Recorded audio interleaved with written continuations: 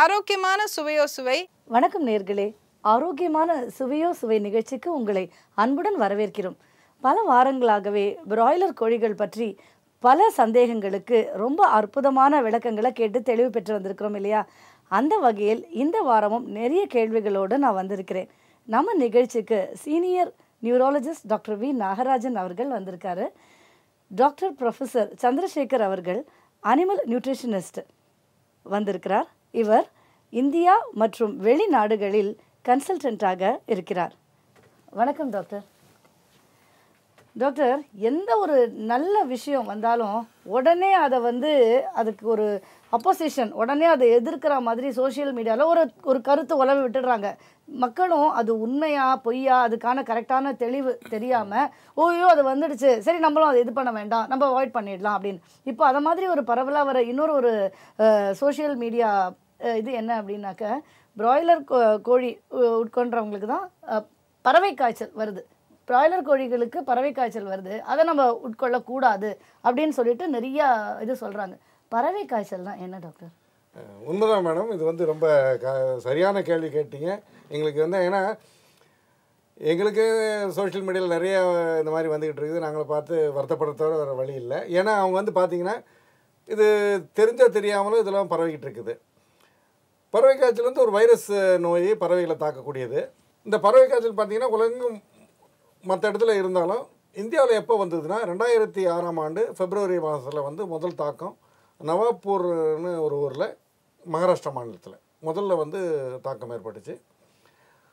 அதுக்கு பிறகு பார்த்திங்கன்னா பல மாநிலங்கள், அசாமில் வந்துச்சு, வெஸ்ட் பெங்காலில் வந்துச்சு, ஆந்திர பிரதேசில் வந்துச்சு, கர்நாடகா வந்துச்சு, மகாராஷ்டிரா வந்துச்சு, திருப்பி கேரளா வந்துச்சு. திருப்பி சுற்றி வந்துக்கிட்டு இருந்த ஒழிய இது வரைக்கும் தமிழ்நாட்டில் வந்ததில்லை. அப்போ என்ன பண்ணிக்கிட்டு இருக்கோம் தமிழ்நாட்டில் அப்படிங்கிறது மற்றவங்க கேட்குறாங்க, நாங்கள் இப்போ சொல்லிக்கிட்டு இருக்கோம். ஏன்னா இது பறவை காய்ச்சல் வந்தபோதே இதுக்கு தடுப்பு நடவடிக்கைகள் என்ன பண்ணணும், இதை இந்த வைரஸ் தாக்கம் இல்லாமல், வைரஸு தாக்கம் வந்தாலும் கோழிகள் எதிர்ப்பு சக்தி என்ன வேணும், இப்படியெல்லாம் நாங்கள் யோசித்து இந்த ஆன்டிவைரல் மெஷர்ஸ் சொல்கிறது அதை நாங்கள் பண்ணிக்கிட்டு இருக்கோம். இந்த ஏற்கனவே நிறைய பப்ளிகேஷன்ஸ் இருக்குதுங்க. இந்த வைரஸில் நம்ம பூண்டுக்கு இந்த வைரஸ் எதிர் சக்தி ரொம்ப மிக அதிகம். பிறகு செலினியம், வைட்டமின் இ, இதெல்லாம் இந்த அதிகமாக நம்ம தீவனத்தில் கொடுத்தோம்னா இந்த எதிர்ப்பு சக்தி கொடுக்குது. இப்படிங்கிறது எங்களுக்கு ஆராய்ச்சி மூலிமா தெரிஞ்சுது. அதனால் நாங்கள் தீவனத்திலேயே பூண்டு ஒரு டன் தீவனம்னா ஒரு 20 கிலோ பூண்டை சேர்த்துருவோம். அப்புறம் செலினியம் அதிகப்படுத்துகிறோம், விட்டமின் இ அதிகப்படுத்தியிருக்கோம். மஞ்சள் அந்த எதிர்ப்பு சக்தி கொடுக்குது கோழிகளுக்கு, மஞ்சளும் நாங்கள் சேர்க்குறோம். ஸோ இதெல்லாம் தொடர்ச்சியாக நாங்கள் உபயோகப்படுத்திக்கிறதால இது வரைக்கும் எங்களுக்கு தமிழ்நாட்டில் இந்த பிரச்சனை வந்ததே இல்லை. ஆனால் என்ன பிரச்சனை, எங்கேயாவது அசாமில் ஒரு நியூஸ் வந்துச்சுன்னு வச்சிங்களேன், உடனே இங்கே சாப்பிட நிறுத்திடுறாங்க. இதனால் எங்களுக்கு என்னடா இங்கே தமிழ்நாட்டில் நிறுத்தினா கூட நிறுத்த வேண்டியது அவசியம் இல்லை. ஏன்னா அது டாக்டர் சொல்லுவார், டாக்டருக்கு தெரியும் அதனுடைய பாதிப்பு என்னென்னு. நாங்கள் சொல்லுவோம் அது ஒன்றும் பாதிக்காதுன்னு, அது நாங்கள் சொல்கிறது வேறு. இருந்தாலும் தமிழ்நாட்டில் நீங்கள் நிறுத்தினா கூட ஒரு அர்த்தம் உண்டு. அசாமில் அவுட் பிரேக்குன்னு சொல்கிறாங்க, இங்கே உடனே கோழி சாப்பிட நிறுத்திடுவாங்க. அப்போ சோஷியல் மீடியாவில் பார்த்தீங்கன்னா நிறையா வருது, கோழி சாப்பிடாதீங்க, பிராய்லர் சாப்பிடாதீங்க, அங்கே பறவை காய்ச்சல் வந்திருக்குதுன்னு இப்படி வந்துக்கிட்டு தான் இருக்குது. ஆனால் நாங்கள் நோய் எதிர்ப்பு சக்தி என்னென்ன தேவையோ இது மட்டும் இல்லாமல் நீரில் குளோரின் டை ஆக்சைடுன்னு ஒன்று சேர்ப்போம். அது பார்த்திங்கன்னா அது இந்த ஆன்டிவைரல் எஃபெக்ட் ஜாஸ்தி இருக்குது. அதனால் ஒரு பூரணமான ஒரு ப்ரொடெக்ஷன் கொடுக்குறோம் கோழிகளுக்கு.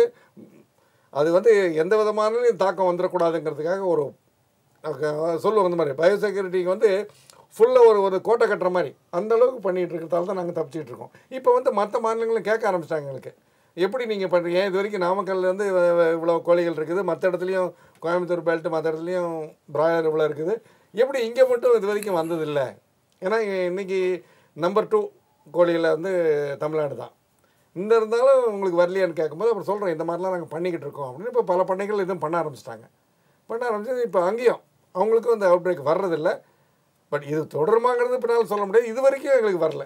கிட்டத்தட்ட 2006 இன்றைக்கி 12 வருஷம் ஆயிடுச்சுங்க.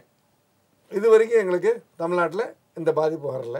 அது நாங்கள் தைரியமாக சொல்லுவோம், எங்களுக்கு ரொம்ப சேஃபான மெத்தடு நாங்கள் பண்ணுறது, கேரண்டீட் மெத்தட். 12 வருஷம் ஒரு தொடர்ச்சியாக இந்தியா பூரா வந்துகிட்டு இருக்கிறது, தமிழ்நாடு மட்டும் பாதிப்பு இல்லைன்னா நாங்கள் பண்ணுற மெத்தட் வந்து சிறப்பான மெத்தட்னு நாங்கள் சொல்லுவோம். அதான் மேடம். ரொம்ப ரொம்ப சந்தோஷமான தகவல். மக்களுக்கும் இது வந்து நேயர்களுக்கும் இது ரொம்ப ஒரு பொக்கிஷமான தகவல்னே சொல்லலாம். தமிழ்நாட்டில் இது வரைக்கும் பறவை காய்ச்சலோட அறிகுறியே தென்படலை அப்படிங்கிறது வந்து ரொம்ப ஒரு சந்தோஷமான விஷயம். இப்போ டாக்டர் சார், இப்போ இவர் சொன்னதில் ஒரே ஒரு நாட் நான் ஒன்று பிடிச்சேன். இப்போது மஞ்சளும் பூண்டும் பறவைகளுக்கே கொடுக்குறாங்க, அதனால தான் தமிழ்நாட்டில் இன்னும் அதுக்கான இது இல்லை, நாங்கள் ஒரு பர்ஃபெக்டான ஒரு இது கொடுக்குறோம் அதுங்களுக்குங்கிறாங்க. ஸோ இப்போ இவங்களுக்கே அப்படின்னா இந்த பூண்டும் மஞ்சளும் நம்ம மனிதர்களோட உணவில் நம்ம தமிழர்கள் ரொம்ப சேர்த்துக்கிறோமே, இது என்ன கொஞ்சம் சொல்லுங்களேன். இல்லை, பறவை காய்ச்சல்ங்கிறது வந்து மனிதனையும் பாதிக்கக்கூடியது தான். அது எல்லாருக்குமே தெரியணும், மனிதனையும் பாதிக்கக்கூடியது. அந்த பறவைகள் ஃபெதர்லேருந்து அப்புறம் அந்த ட்ராப்லெட்ஸு அதனுடைய எஸ்கிரிட்டாலேருந்தெல்லாம் இந்த வைரஸ் பரவுது.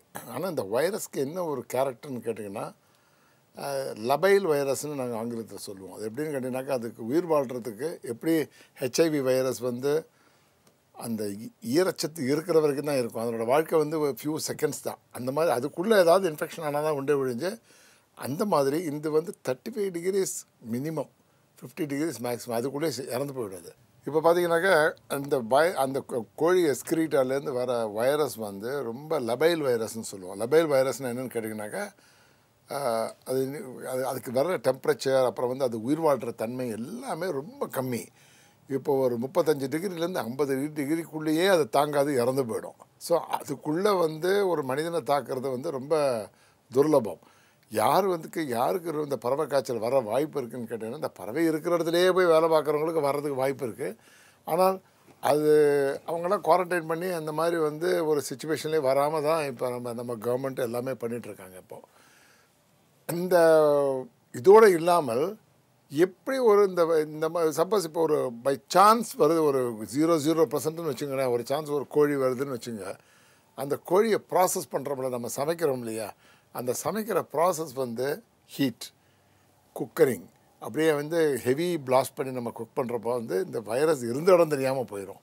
ஸோ இதனால் வந்து எந்தவித பாதிப்பும் யாருக்கும் ஏற்படுறதில்லை. ரெண்டாவது, இந்த வைரஸ் வந்து மூக்கு வழியாக தான் இன்ஹலேஷன் ஆகுது ஒழிஞ்சு உடலில் சாப்பிட்டா எதுவுமே ஆகாது.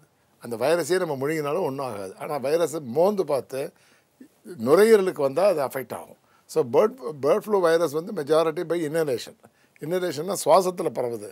ஆனால் அதை உட்கொண்டால் ஒன்றும் ஆகாது. ஸோ நம்ம சாப்பிட்ற சாப்பாடுகள், அந்த குக்கரி மெத்தட்ஸு, ரெண்டாவது நம்ம type of Indian type, Asian type அப்படின்னு கேட்டிங்கனாக்கா high degree of spices use பண்ணுறோம். நம்ம நீங்கள் சொல்கிற மாதிரி பூண்டு, அப்புறம் வந்து மஞ்சள், இதெல்லாம் வந்து நம்ம யூஸ் பண்ணுறோம். மஞ்சள் வந்து ஆக்சுவலாக குர்குமின்னு சொல்லி கூட அதில் ஒரு சத்து இருக்குது. அந்த குர்குமின் வந்து பயங்கரமான ஆன்டிவைரல். கருவேப்பிலையில் அந்த மாதிரி சத்து இருக்குது. இந்த மாதிரி கருவேப்பிலை நிறைய சேர்த்துறோம், குர்குமின் நிறைய மஞ்சள் சேர்க்குறோம். அப்புறம் பூண்டு வந்து அதில் இருக்கிற எசென்ஷியல் ஆயில்ஸ் எல்லாம் ஆன்டிவைரல் எஃபெக்ட் ரொம்ப ரொம்ப இருக்குது. ஸோ இப்படிலாம் இருக்கிறப்ப இந்த வைரஸ் நம்ம பாதிக்கிறதுக்கு வாய்ப்பே இல்லாமல் போய் அந்த வைரஸ் கிருமிகள் டெத் ஆகி இருக்கிற இடமே தெரியாமல் போயிடும். ஸோ நம்ம குக்கிங் டைப், நம்ம கன்சம்ஷன் டைப், நம்ம எந்தெந்த மாதிரி அந்த ஈவன் பறவை காய்ச்சல், நான் ஒரு ஸ்டெப் மேலேயே போகிறேன்னு, பறவை காய்ச்சலுக்கு பறவை சாப்பிட்டா கூட நம்மளை ஒன்றும் பண்ணாது. ஸோ பறவை காய்ச்சலே வராத சுச்சுவேஷன் தான் இருக்குது. அது இருந்தால் கூட இப்போ வேறு மாநிலங்கள் இருக்குதுன்னு சொல்கிறீங்களே, வேறு மாநிலங்கள் இருக்கிறவங்க சாப்பிட்டா கூட ஒன்றும் ஆகாது. இந்த டைப் ஆஃப் ப்ராசஸிங் ஃபுட் பண்ணணும். ஒன்று ஹீட்டு, ரெண்டாவது இந்த மாதிரி பூண்டு, இந்த மாதிரி குர்குமின், மஞ்சள், கருகப்பலை, இது எல்லாமே ஆன்டிவைரல் எஃபெக்ட் ரொம்ப இருக்குது. ஸோ நம்ம டைப் ஆஃப் குக்கிங்கில் அது வரது சான்ஸ் இல்லை. அதான் சொல்லலாம் மேடம். இது வரைக்கும் வந்து இந்தியாவில் 12 வருஷம் ஆச்சு முதல்ல வந்து, இது வரைக்கும் ஒரு ஹியூமன் கூட இன்ஃபெக்ட் கூட ஆகலை, இறந்தது இல்லை. இப்போ இது வரைக்கும் ஒரு ஹியூமனுக்கு வந்து இன்ஃபெக்ஷன் கூட ரெக்கார்ட் பண்ணதில்லை. அந்த அளவுக்கு இங்கே இந்தியாவில் சேஃபாக தான் இருக்கும். அதனால் இது வந்து பறவை காய்ச்சலால் தமிழ்நாட்டில் பறவைகளுக்கும் பிரச்சனை இல்லை, இந்தியாவில் அங்கங்கே வந்தால் கூட எந்த மனிதனுக்கும் பாதிப்பே ஏற்பட்டதில்லை. அது உறுதியாக சொல்ல முடியும். ரொம்ப அரிய தகவல் டாக்டர். மக்களுக்கு ரொம்ப தேவையான நேரத்தில் தேவையான தகவல் டாக்டர். அப்புறம் ஸ்வைன் ஃப்ளூனா என்ன டாக்டர்? ஸ்வைன் ஃப்ளூங்கிறது வந்து பன்றி காய்ச்சல்னு தமிழில் சொல்லுவோம். ஸ்வைன்னா பன்றி காய்ச்சல். இந்த பன்றி காய்ச்சலுக்கு வந்து ஒரு டெஃபினட்டாக வந்து ஒரு இன்டர்மீடியட் ஹோஸ்ட் வேணும். அதாவது வந்து பன்றியிலேருந்து டைரெக்டாக நமக்கு பரவாது. பன்றியிலேருந்து ஒரு இன்செக்ட் வந்து அந்த பன்றியை கடித்து அந்த வைரஸை வந்து நம்ம கடிக்கிறதுனால தான் அந்த பன்றி காய்ச்சல் வருது. கேரியர் இன்டர்மீடியட் ஹோஸ்ட்னு சொல்லுவோம். அதாவது இது வந்து டைரெக்டாக பன்றி காய்ச்சல் வைரஸை டைரெக்டாக மனுஷனுக்கு புகுத்தினா கூட அது இன்ஃபெக்ட் ஆகாது. இது ஒரு ஃபேக்ட்டு. அது வந்து இன்டெஸ்டைன் இந்த கொசுவோடையோ இன்செக்டோட இன்டெஸ்டைனில் டெவலப் ஆகி வரப்போ தான் அந்த விருலன்ஸ்னு சொல்லக்கூடிய அது தீவிரமாக தாக்கக்கூடிய தன்மை வருது. பன்றி காய்ச்சலும் கிட்டத்தட்ட ஸ்வைன் ஃப்ளூ மாதிரி தான் வரும். ஆனால் அது இந்த அதுக்கும் பேர்ட்ஸுக்கும் சம்மந்தமே இல்லை. பன்றி காய்ச்சல் பேர்ட்ஸை தாக்காது. அது வந்து அனிமல்ஸ் மேமல்ஸை தான் தாக்க முடிஞ்சு அது வந்து பேர்ட்ஸை தாக்காது. பேர்ட்ஸுங்கிறது ஒரு செப்பரேட் ஸ்பீஷிஸ். அது வந்து அதனோட ஜெனட்டிக்கே வேறு, அதனோட தன்மையே வேறு. அதனால் வந்து பன்றி காய்ச்சலுக்கும் ஏவியன் ஃப்ளூவுக்கும் சம்மந்தமே இல்லை. அது ஏன்னா ரொம்ப நன்றி டாக்டர். ஏன்னா நிறைய பேர் வந்து ஏதாவது வந்து சொல்லிட்டாங்களா பறவை காய்ச்சல் பன்றி காய்ச்சல்னு சொல்லிட்டாங்களா கோழி செய்கிறேன். இப்போ சமீபத்தில் நிபா வைரஸ் வந்து எங்கேயோ ஒரு இதில் நியூஸ் வந்துருச்சு, கோழிகள் தான் பரவுதுன்ட்டு பாருங்கள். அது வச்சு உடனே கோழி விலையெல்லாம் குறைஞ்சி கோழி சாப்பிட்டு எடுத்துடுறாங்க. எதுக்கு தான் வந்து பயப்படுறதுன்னு இல்லாத போயிடுச்சு. அதெல்லாம் நீங்கள் அதை பற்றி சொல்லுங்க. இந்த வந்து நிபா வைரஸோ இதுவோ வந்து ஒரு இன்டர்மீடியட் ஹோஸ்ட்டுங்கிறது வேறு விதமான இன்டர்மீடியட் ஹோஸ்ட் இருக்குது. அதை இன்செக்ட்ஸ்ன்னு சொல்லுவோம், அதுதான் இன்செக்ட்ஸு. ரெண்டாவது இந்த எல்லாத்துக்கும் ஒரே ஒரு பிரச்சனை வந்து அது ஏவியன் ஃப்ளூ வந்து கோழியோட லிட்டில் பிட்டு கொஞ்சமாக சம்மந்தப்பட்டது. மித்த வைரஸ் திசுகள் எல்லாருக்கும் ஏற்படுற ஒரு வியாதி தான் முடிஞ்சு, எல்லா பேர்ட்ஸு எல்லா அனிமல்ஸ் எல்லாத்துக்கும் இருக்கிற வியாதி தான் முடிஞ்சு. எல்லாத்துக்குமே நம்ம கோழி, அதுவும் பிராய்லர் கோழி, எப்படி அந்த பிராய்லர் கோழியை நம்ம இவ்வளவு பொத்தி எந்த வித பிரச்சனையும் வராமல் எல்லா இம்யூனைசேஷனும் கொடுத்து அதை குழந்தை போல் நம்ம வளர்க்குறோம். அப்படி வளர்க்குற ஒரு பிராய்லர் சிக்கனில் வந்து இப்போ நீங்கள் நாட்டுக்கோழியாவது நீங்கள் சொல்கிற மாதிரி கண்ட இடத்துல தெரியுது, கண்டதை சாப்பிடுது, பூச்சி புழு எல்லாத்தையும் சாப்பிடுது. ஸோ ஒவ்வொன்றிலையும் உள்ள இன்ஃபெக்ஷன் அந்த நாட்டுக்கோழியை தாக்கினாலும் தாக்கலாம். ஸோ நாட்டுக்கோழி வந்து ஹைஜீனிக்கு நான் சொல்ல மாட்டேன், டேஸ்ட்டுங்கிறது டிஃப்ரெண்ட். ஹைஜீனிக்குன்னு சொல்ல மாட்டேன். ஏன்னா இருக்கிறதுலையே வந்து குப்பையை கலரி குப்பையில் இருக்கிற இதை தின்னு, ஈவன் ஒரு ஸ்பூட்டத்தை நான் சாப்பிட்றத நாட்டுக்கோழி சாப்பிட்றத பார்த்துருக்கேன். அந்த ஸ்பூட்டம் வந்து ஒரு டிபிக்கார துப்பினதாக இருக்கும், அதையே எடுத்து சாப்பிட்டுட்டு அது வந்து அந்த டிபி நோயும் அந்த இன்டெஸ்டைன்கள் அந்த நாட்டுக்கோழிக்கு வரலாம், அந்த டிபி நோயும் வரும். அதை விட ஒரு முக்கியமான தகவல் பாருங்கள், நாட்டுக்கோழி சாப்பிட்றவங்களுக்கு இப்போ பஞ்சாபில் வந்து நிறைய நாட்டுக்கோழிகள் விற்பனை ஆகிருக்கு. அதில் வந்து டீனியா சோலியம் சொல்லி நாடாப்புழு, பன்றியில் இருக்கிற நாடாப்புழு வந்து எக்கச்சக்கமாக மனிதர்களுக்கு பரவி இருக்குது, சிக்கன் சாப்பிட்றவங்களுக்குன்னு. அதே மாதிரி வெஜிடேரியன்ஸுக்கு வருது. எப்படின்னு கேட்டிங்கன்னாக்கா இந்த மலம் கழிக்கிறதெல்லாம் போய் நம்ம வயக்காட்டில் பண்ணுறதுனால இந்த கேரட்டு முதல்ல இதுகளை வெஜிடபிள்ஸை வந்து நம்ம சீவாமல் சாப்பிட்றதுலையும் இந்த இந்த புழுக்கள், இந்த நாடாப்புழுக்களோட முட்டைகள் வயத்துக்குள்ளே போகுது. ஸோ வெஜிடேரியன் பரவுது. இந்த மாதிரி சிக்கன் சாப்பிட்றவங்களுக்கு ரொம்ப ஜாஸ்தியாக வருதுன்னு இப்போ ரீசெண்ட்டு தகவல் இது. ஸோ நாட்டுக்கோழியால் ஹைஜீன்கிறது சுத்தம்ங்கிறது கிடையாது. பிராய்லரில் 100% சுத்தத்தை நம்ம மெயின்டைன் பண்ண முடியுது. அதனால் நான் வந்து ஸ்ட்ராங்காக கோழி சாப்பிடணுன்னா நீங்கள் பிராய்லர் சாப்பிடுங்க, டேஸ்ட்டுக்காக போய் நாட்டுக்கோழி சாப்பிட்டு புது வம்பில் மாட்டிக்காங்கன்னு நான் ஓப்பனாகவே எல்லாத்தையும் சொல்கிறேன்.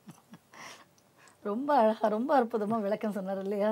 இன்னொன்று மேடம், இது வந்து 5 அல்லது 6 வாரத்தில் நாங்கள் இது பண்ணுறதுல இந்த நாடாப்புழு வந்து இங்கே வந்து பெருகி வர்றதுக்கு வாய்ப்பே இல்லை பிராய்லரில். ஏன்னா இது வந்து லைஃப் ரொம்ப ஷார்ட்டு பிராய்லரோடது. அதனால் டாக்டர் சொன்ன மாதிரி பிராய்லரில் 100% கேரண்டி கொடுக்க முடியும், நாடாப்புழு வராதுங்கிறது. இல்லை, எக்ஸ்போஷரே கிடையாதுங்கிறப்போ வந்து எக்ஸ்போஷரே கிடையாது. இப்போ அந்த நாட்டுக்கோழிங்கிறது வந்து கண்ட இடத்துல தெரிஞ்சு கண்டதை சாப்பிட்றதுனால தான் அந்த நாடாப்புழுக்கள் போகக்கூடிய வாய்ப்புகளும் இருக்குது. இப்போ பிராய்லர் கோழிலாம் ஸ்ட்ரிக்ட் என்விரான்மெண்டல் டிசிப்ளினில் வாழ்கிறது. அது இன்ன ஃபுட்டு, இப்படி ஹைஜீனிக் ஃபுட்டு, ஹைஜீனிக் டெம்பரேச்சர், இந்த மாதிரி ஒரு இம்யூனைசேஷன் கொடுத்து எந்த வித வியாதியும் அதை அண்டாமல் நம்ம வந்து அதை பாதுகாப்பாக வளர்த்து என்ன நம்ம எய்ம் பண்ணுறோம், மசில், அதனோட கறி நிறைய வரணும், அது ஒன்று தான் எய்ம். மற்றபடி அது ஒரு கோழி தான், அது ஒரு கோழி, நிறைய கறி உள்ள கோழி. அதனால தான் அதை கறிக்கோழின்னு சொல்கிறாங்க. அது கறிக்கோழின்னு சொல்கிறாங்க. வேறு நாட்டுக்கோழியில் போய் கறியை தேடணும், ஒரு இடத்துல போய் தேடணும். டாக்டர், இப்போது பறவை காய்ச்சல் வந்து ஃபஸ்ட்டு 2006 பிப்ரவரியில் அவுட் பிரேக் ஆச்சு, வெளி மாநிலத்தில்னு சொன்னீங்க. இப்போ அந்த மாநிலத்திலேயே எப்படி அதை கண்டுபிடிச்ச உடனே அதை பரவாமல் தடுக்க என்னென்ன ஸ்டெப்ஸ் எடுத்தாங்க? அதே மாதிரி நீங்கள் பூண்டு, மஞ்சள் இது ரெண்டும் நீங்கள் உணவில் கொடுக்கறதுனால தமிழ்நாட்டில் இன்னி வரைக்கும் அது வரலைங்கிறீங்க. இந்த 2 உணவு முறை இல்லாமல் வேறு என்னென்ன ப்ரிவென்டிவ் மெஷர்ஸ் நீங்கள் எடுத்திருக்கீங்க நீ தேதி வரைக்கும்? இது வரைக்கும் தமிழ்நாட்டில் வரலைங்கிறது ரொம்ப ஒரு சந்தோஷமான மகிழ்ச்சியான விஷயம். அதுக்கு நீங்கள் என்ன ப்ரிவென்டிவ் மெஷர்ஸ் எடுத்திருக்கீங்க? இப்போ 2 தான் உங்களுக்கு பதில் சொல்கிறேன். ஒன்று, அந்தந்த மாநிலங்களில் என்ன பண்ணாங்கன்னா, அந்த எல்லா பண்ணையும் ஒரே வந்து அஃபெக்ட் ஆகாது. அந்த அஃபெக்ட் ஆன பண்ணையில் உடனே என்ன பண்ணுவாங்க, அதை சீல் பண்ணிவிட்டு இருக்கிற கோழியெல்லாம் எடுத்துருவாங்க, கல் பண்ணுவாங்க. ஒரு பண்ணி எல்லாம் டிஸ்இன்ஃபெக்ட் பண்ணிடுவாங்க. அதனால் வந்து அந்த அந்த மாநிலத்திலேயே பரவலை. ஒரு 2 ஃபார்ம் தான் அஃபெக்ட் ஆகிருக்கும். அந்த ஒரு 2 ஃபார்ம் உடனே மூடிடுவாங்க. அந்த கோழியெல்லாம் ரிமூவ் பண்ணிவிடுவாங்க. அதெல்லாம் வந்து எந்த விதமான பாதிப்பும் இல்லை. அது வந்து அப்படி தான் கண்ட்ரோல் பண்ணணும். 100% ரிமூவல் ஆஃப் பேர்ட்ஸ் இது பண்ணிகிட்டு இருந்தாங்க. இவன் தமிழ்நாட்டில் ஏன் வந்து வரலைங்கிறதுக்கு வந்து நாங்கள் பண்ண இந்த ஒரு இது பண்ணாலும் பக்கத்து அண்டை மாநிலங்களில் எங்கே வந்து பேர்ட் ஃப்ளூ ரிப்போர்ட் வந்தால் இப்போ கர்நாடகாவில் வந்துருச்சு வச்சுங்களேன், அந்த சைடு இருக்க செக் போஸ்ட் பூரா சீல் பண்ணுவாங்க.